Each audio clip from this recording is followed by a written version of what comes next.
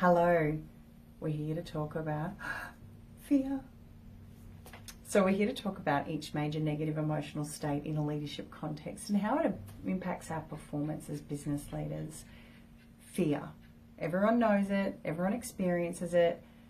The spectrum we talk about with fear is from anywhere as small as being a bit concerned, anxiety shows up, worry, all those ones are on the spectrum, and the most extreme, most intense version is paralyzing fear, being in a catatonic state. We always give different language to different intensities of each emotion, and that's one of the gifts that we have as human beings. If you haven't watched part 1 in this series around emotional leadership, please go check that out so that you're up to speed on the purpose of our major negative emotions. And let's crack into fear. What's the feedback message of fear, do you think? I like to think about fear as a Boy Scout. The motto of the Boy Scouts is be prepared. That's the pledge, that's the declaration, that everything a Boy Scout does, every skill they learn, every badge they collect, is about preparation for unknown environments, for challenging situations, for future circumstances unknown. And I love to think about fear as our own internal Boy Scout, because fear's message to our physiology is be prepared. Now, that might not empower you and you might not think it's funny. It works for me, so I'm going to stick with it.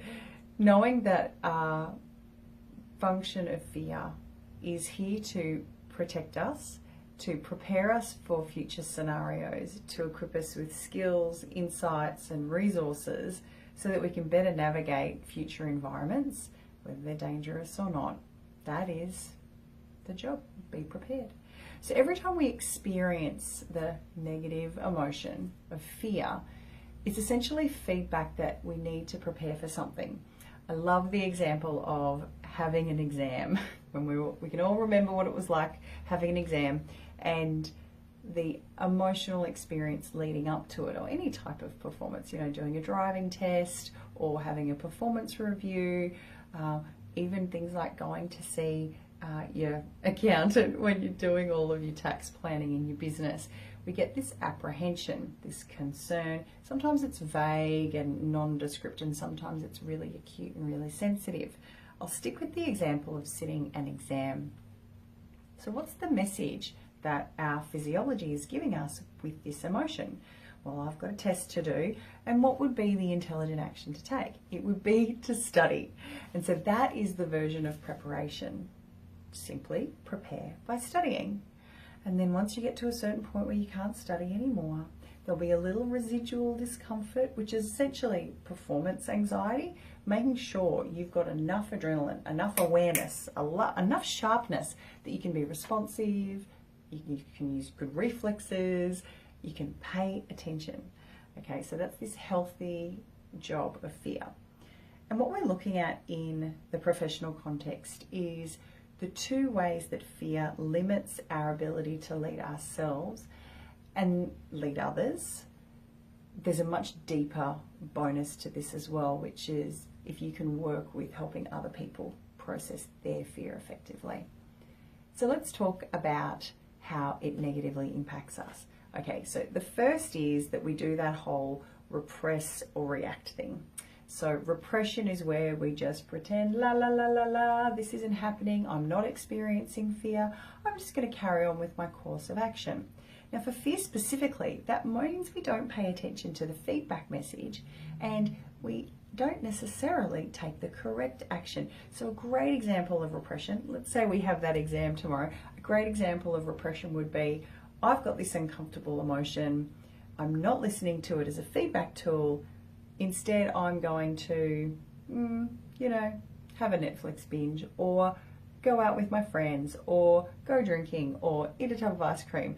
I'll just repress that emotion, okay? So distraction, avoidance, any sort of substance abuse, any uncomfortable eating behaviors, all that is about is simply trying to avoid that emotional experience, which means we're not getting the feedback, we don't get to take the appropriate action, so the feeling won't go away and we won't actually get our result. We won't get the result for fear specifically, which is that we were prepared.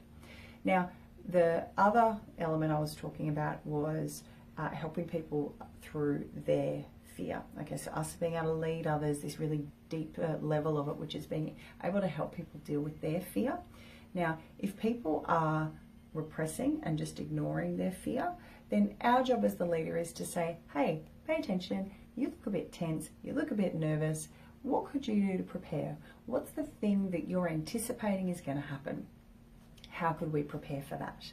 Sometimes just by people talking it through, they realize that the future that they're predicting is actually illogical, and so the fear naturally just disappears as soon as they bring that to conscious awareness of, oh, I'm assuming that you as my boss are going to tell me I'm doing a terrible job on something, and you go, well, actually I needed to talk to you.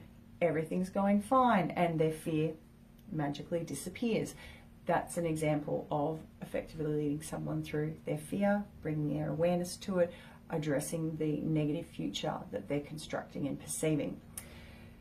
On that, so we've talked about using it for ourselves, making sure we're not repressing. Reacting, obviously, would just be freaking out, okay, having a meltdown, hyperventilating, letting the fear paralyze us, okay, but that's pretty obvious. But we're going to go to this thing on anticipating a future. It's a really important point for us because on the fear spectrum is anxiety, and we live in a very overstimulated, overcommitted, tense environment. We're living in a very modern, overstimulating environment with lots of noise and sound stimuli, and we've still only got the equipment that dogs and cats do in terms of our emotional spectrum and our processing our hormones for our stress hormones. So anxiety is a really big deal in our contemporary society, and there's of course issues with people's brain chemistry, and I'm not here to give anybody any medical advice. I love what Tim Ferriss says. I'm not a doctor and I don't play one on the internet. I love that, he's so funny. And we've got to talk about, for people who have really serious chemical imbalance issues or they've had trauma, those issues need to be dealt with professionally. Please go do that. If you're someone dealing with that, I encourage you to go and get some professional support to move through it. And then there's generalized anxiety, part of being in an overstimulated environment. Generalized anxiety, what we call as a behavioral anxiety, is where we get practiced and very good at continually projecting into the future. And we're not projecting into the future practicing thoughts about what it is that we desire out there in the future. We practice future projection with what we don't want in the future. So we spend some rhythmic, repetitive thought energy going, so what could go wrong? What are all the ways I could fail? What are all the ways that I could lose status, power? And we're not talking about thoughts like let's run scenarios and risk mitigate. We're talking about repeated negative thought behaviors, and we've all experienced this. This is something that's common to all human beings.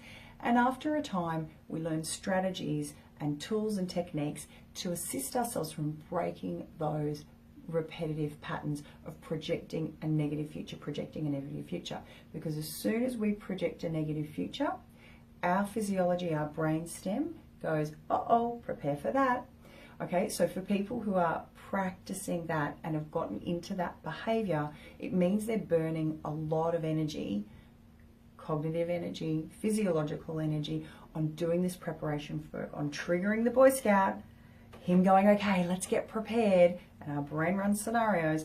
And in situations that you actually can't control, like how other people are going to behave, things like market conditions, there's actually very little practical action you can take. So those processes of practicing repeated negative projection, experiencing the fear response, be prepared, but then not being able to take any tangible action will make you really, really unhappy, cause you a lot of constant tension and low-lying generalized anxiety. So of course in that scenario we go, well, what are your strategies for breaking those repetitive thought patterns, and how much of a realist are you?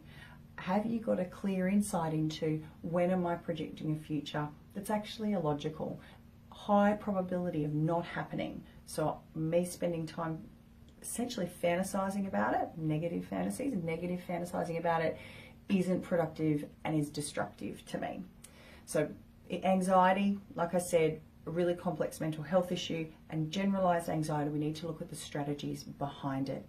If you're not getting supported around how to disrupt your own fear and limitations, your negative future projections, I want to talk to you. Leadership psychology is one of the 3 pillars of what I'm passionate about, of what I do. I've been doing it for more than 13 years now.